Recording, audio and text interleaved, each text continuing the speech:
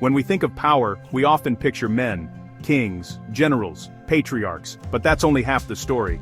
The missing pages of history are filled with the names of women who shaped Africa. In Africa, power was never just a man's story. Women stood at the center, holding societies together with strength and wisdom. We must ask, who is missing from the narrative? African history is rich with women who led nations, commanded armies, and built empires, not as exceptions, but as the norm in many societies. Power was not just brute force, it was the quiet strength of a queen mother, the strategy of a diplomat, the fierce love of a warrior. Their power was their own, rooted in tradition, and earned through courage. To understand African history, we must broaden our definition of leadership.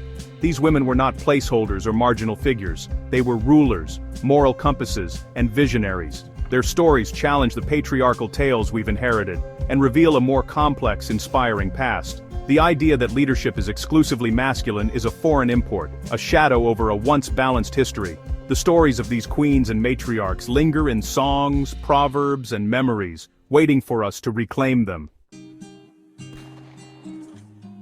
In many African cultures, the mother is the source of life and the foundation of power. Her authority was not just domestic, it was political. The mother was the first throne, the seat of power from which society drew its strength. This reverence was formalized in the institution of the Queen Mother. From the Asante of Ghana to the Baganda of Uganda, Queen Mothers were co-rulers, chief advisors, and checks on royal power. They had their own courts, lands, and the authority to select or rebuke kings.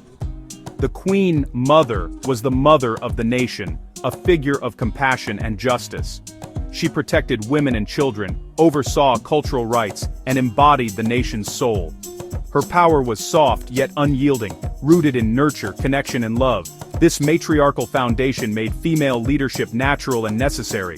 The mother as the first throne reminds us that nurturing a family and leading a nation are deeply connected. Africa's history resounds with the footsteps of women warriors, commanders, strategists, and soldiers. The Kandakes of Nubia, like Queen Amina, led armies against Rome, defending their kingdom with unmatched resolve. Amina fought the Romans, lost an eye in battle, and forced a peace that preserved her people's freedom.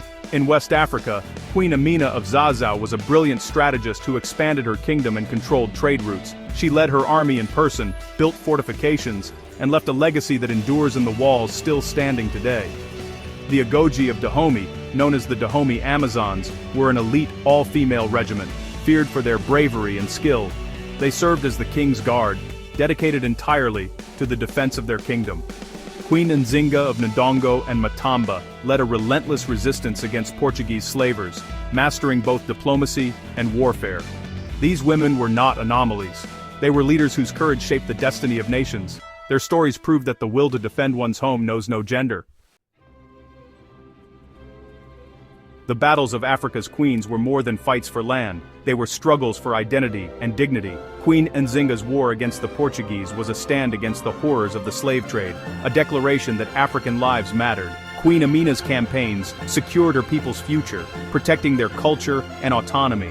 The Kandakes of Nubia defended a civilization thousands of years old, refusing to submit to Rome and preserving their unique identity.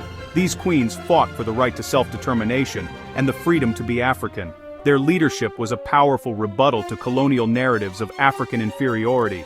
They showed the world that Africa had its own rulers, systems, and courage. Their struggle was for the soul of a continent, a battle whose echoes still shape Africa's quest for independence. Their legacy is a testament to the enduring fight for sovereignty and pride.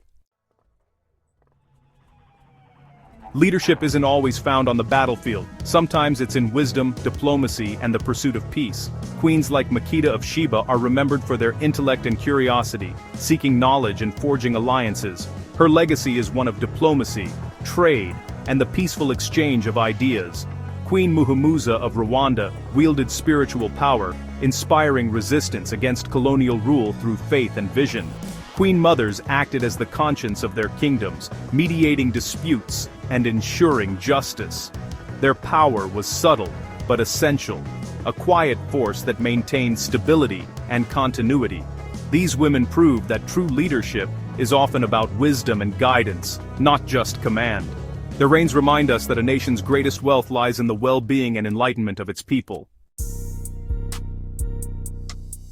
For centuries, the stories of Africa's powerful women were erased or distorted by colonial powers. European colonizers imposed patriarchal norms, refusing to recognize female leaders and rewriting history to fit their worldview. They bypassed queens, installed male puppets, and dismissed women's achievements as barbaric or irrelevant. Colonial education replaced African heroines with European conquerors, erasing generations of female leadership from memory. This deliberate silencing led to a collective amnesia, making female power seem unnatural, even to Africans themselves. The erasure was not accidental, it was a calculated act to undermine African identity and pride. The loss of these stories was a loss of heroes, role models, and cultural confidence, but the truth, though buried, was never fully lost. Despite efforts to erase them, the legacies of Africa's queens have endured in oral traditions and collective memory. Today, a movement is reclaiming these lost histories. Scholars, artists, and storytellers are bringing their names back to light. The strength of Aminarenas, the brilliance of Amina, and the will of Nzinga inspire a new generation of African women. We see their echoes in women leading countries, businesses, and social movements across the continent.